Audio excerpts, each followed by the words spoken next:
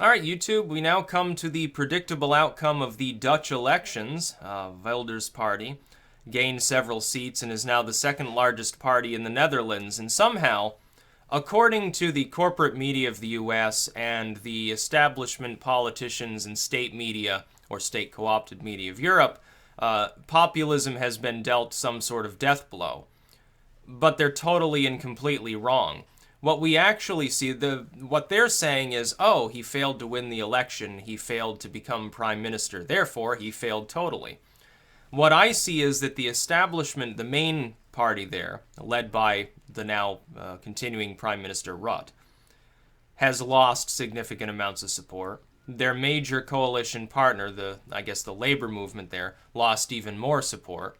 Meanwhile, Wilders' party, which was an afterthought, a minor party, has suddenly shot up there, is now the second largest, and gives them a mandate to continue talking about their issues. Even worse, and nobody wants to mention this, even worse for the establishment of the Netherlands. The only reason that their loss wasn't more significant and they weren't at hazard of losing their ability to form a coalition and govern at all is that this same individual, who is still prime minister, had to come out, vigorously condemn Turkish involvement in their elections, and for a few minutes there, sound almost like Geert Wilders himself. He had to come out and echo populism just to maintain his ability to govern in the nation of the Netherlands. That's not a win for the establishment. That's not a loss for populism. Under any other circumstances, nobody would be fooled by the line of, oh, populism is dead because they only increased their support by a third. That doesn't make any sense at all. It's totally senseless. It's not the way that the world works. His party made gains. Now, those people that were saying, oh, he'll be the next prime minister and they're going to sweep the elections and they'll have 100 seats or something. That was pie in the sky optimism from people who were, significantly overestimating the growth of populism. It takes time. Le Pen has a chance to win. It's still a less than 50-50 chance, but she has the chance there. Wilders had a 0% chance of governing the Netherlands. He had only a minute chance of even getting through it as the largest party, and of course he didn't. But he had an extremely good chance to grow his populist support. He did, and they inclined significantly. This is the case with Front National as well. Watch. If Le Pen does not win, and again, there's a better than 50-50 chance that she doesn't, that Macron becomes the next prime minister. If she loses, the state media in Europe, because all major media outlets there are state-run or state co-opted, they're basically communists, they'll come out and say, oh, it's been dealt a death blow. Despite the fact that Front National will have gone from having a quarter of the vote share to probably having more than 40% on a second ballot, with Le Pen actually coming in first on the first ballot. But despite that, they'll declare Front National dead, which is completely stupid. Next time around, if everything remains the same as it very well might, because the establishment parties in both of these nations will never tackle the problems that are driving the growth of populism, nativism, nationalism, and paleoconservatism to begin with. If all else remains the same, Le Pen will win the next election after this one. That would be a guarantee. It would take a significant seismic shift. French domestic policy would have to essentially adopt everything Le Pen is saying just to stave off the growth of a party espousing the same beliefs. Essentially, she wins without winning. That's the only other opportunity they would have, or they ban the party, leading to civil war or something. Within the Netherlands, Wilders will at least have the largest party the next time around, all else remaining equal, which doesn't always, but, if things move in one direction, they could just as easily move in the other at some other point. At the very least, his party would be the largest. I still think it's unlikely he'd be able to form a large enough coalition to govern, but they would still be in that commanding position. As it stands just now, if we look around Europe today, we have, more than five, but we'll name 5 major points in which populism and nationalism have already basically won. We have UKIP, a second-tier party in the UK, that nonetheless manages to cause absolute chaos among the conservatives there, while also overseeing the utter crippling of the Labour movement and the splitting off of Scotland into basically SNP territory, leading to a Brexit. that nobody expected would happen even half a decade ago. They never expected it to pass. It did. And the Queen has just signed off on that, by the way, which is sort of a vestigial monarchist trait, but it's kind of cute, I suppose, to have the Queen sign off on the Brexit deal. So that will happen. Now, the UK will be leaving the EU and renegotiating its stance with them. That's death knell number one. Death knell number two is that Wilders in the Netherlands grows what had been a third-tier party into the second largest party in the Netherlands, increasing their representation by a third in an election where, until a year ago, probably people had thought it was a joke, honestly. In France, Front National is now probably going to win on the first ballot. The fact that they won't crescendo over 50% means that on the second ballot, she's at major hazard to lose anyway. But it's still a major statement of the fortitude of populism and nationalism in France. They're further ahead than the Netherlands. They're arguably further ahead than the UK as well. We see the direction in which these things are going. In Austria, a party that never had significant support almost pulled off a win there with Hofer. That's a party, it's a neo-Teutonic party adapted from a literal national socialist movement or post-national socialist movement rather, nationalist movement at large, that before was a mere blip and now came in a very close second in their elections there twice in a row. They had to recount it because of shenanigans going on. Then we would look at the Visegrad group, Poland and Slovakia and the Czech Republic and Hungary, that are getting increasingly concerned about Merkelism there. Oh, actually, number 6 would be the Five-Star Movement in Italy. They've gained more momentum as well. Now, of course, the population there defeated a referendum which would have permanently locked them into establishment politics. It was a last desperate gamble to essentially devolve away from a representative republic, to devolve away from a system of government that's been in swing there for a very, very long time and is very near and dear to people living in Italy. They attempted to do away with that and form essentially an oligarchic system. They attempted to destroy their own representative system of government to preserve their membership in the EU and the presence of economic socialism twain with extreme far-left movements there. And they lost, in Italy of all places. So, if you look at Europe today, populism has not been dealt a death blow.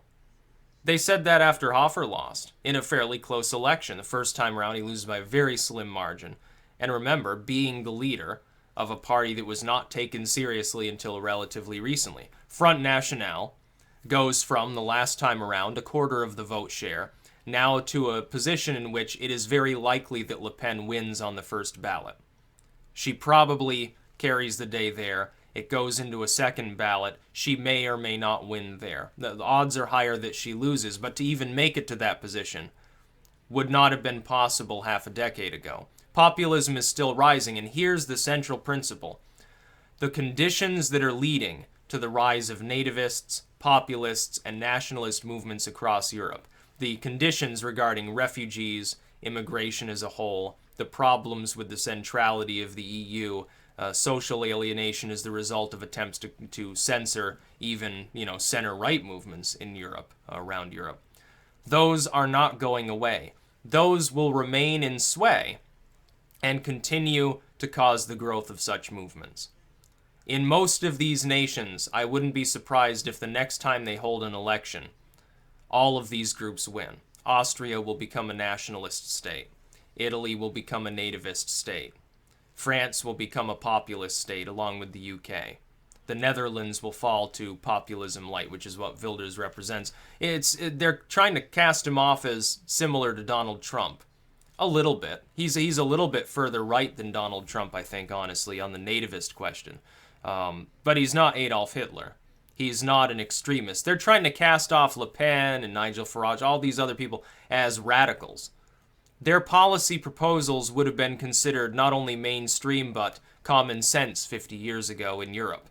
It's only in the latent, dying stages of the EU that things have gotten so warped and so fucked up by idiots like Hollande and Merkel, who congratulated Rudd on his fantastic loss of support within his own country because he managed to stay on as prime minister. It's only because of the problems they're creating that populism and nativism and nationalism are even seen as relevant.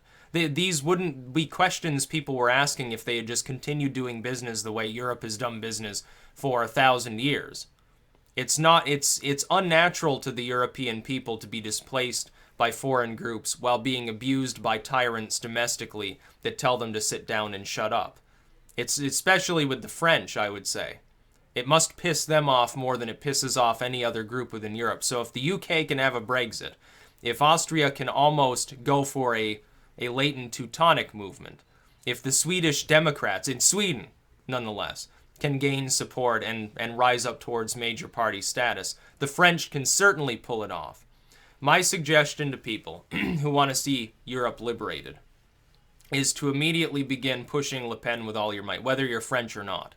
Brush up on your French skills, make some memes, and do it continuously until there are elections there. Don't wait like you did with Wilders. He probably would have gained a few extra seats if you had just been more involved with memes. But more people speak French probably online than speak, this sort of Dutch lingo, which I don't understand it myself. I know some of the colors and a few things like that. Beyond that, I'm like, Dutch, yeah, it's a cute language. I have no clue what you're saying.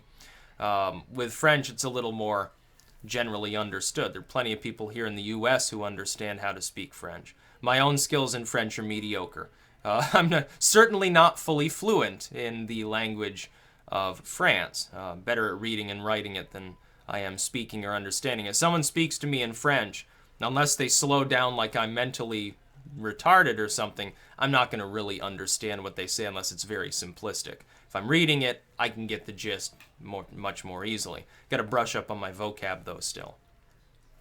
But that would be my suggestion, because if you do that, Le Pen could end up winning on that second ballot. I mean, her opponent's a communist, basically. So, basically, we already see a situation. This is funny. It's the same, really, in some of these other states. Increasingly, it's the centrist parties that are collapsing. This is what happened in the Netherlands, it seems.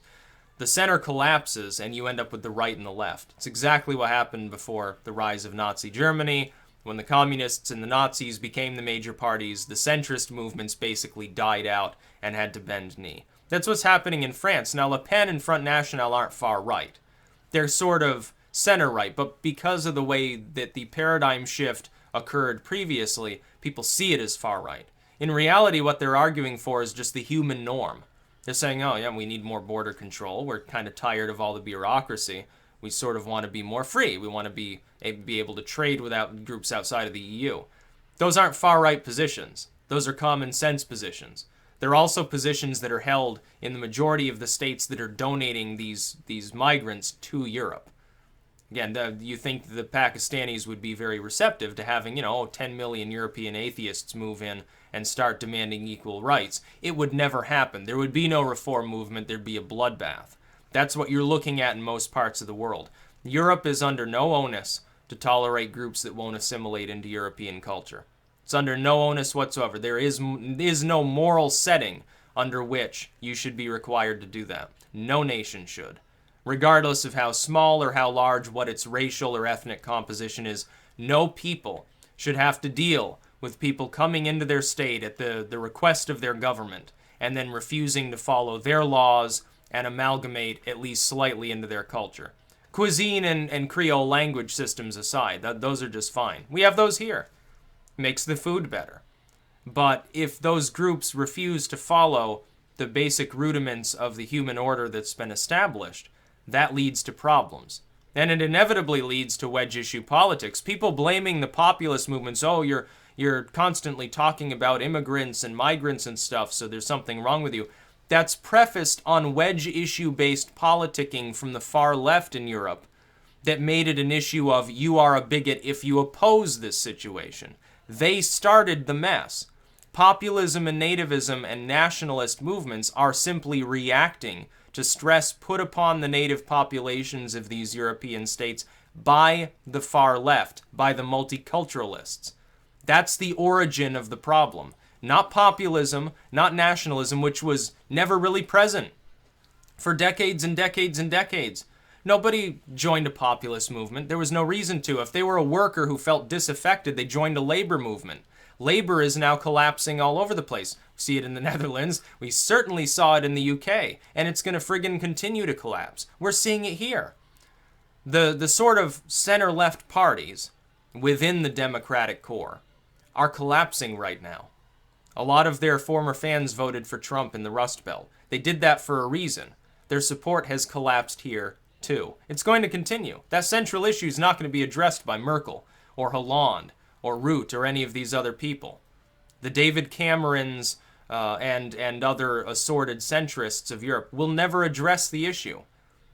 They'll tip their hat to it. Merkel will say, oh yeah, I think maybe we should ban the burqa. And she'll never do it. And she's only doing that to soften up the support of her adversaries by proclaiming populist values. It's exactly what Rutte did over in the Netherlands in order to maintain some degree of credibility with a lot of people who probably last minute would have defected to populism had he not done so. He was forced, his hand was forced in that situation. He probably privately apologized to the Turkish ministers and to Erdogan himself, by the way. He probably immediately called him and said, I had to do this for the election, you understand, of course. Otherwise, you'll have to deal with actual populists. Haha, no, don't worry, send more migrants, by the way. Send more Syrian refugees here. We need, we've got a couple empty buildings in Amsterdam, something like that. That's about all. Peace out.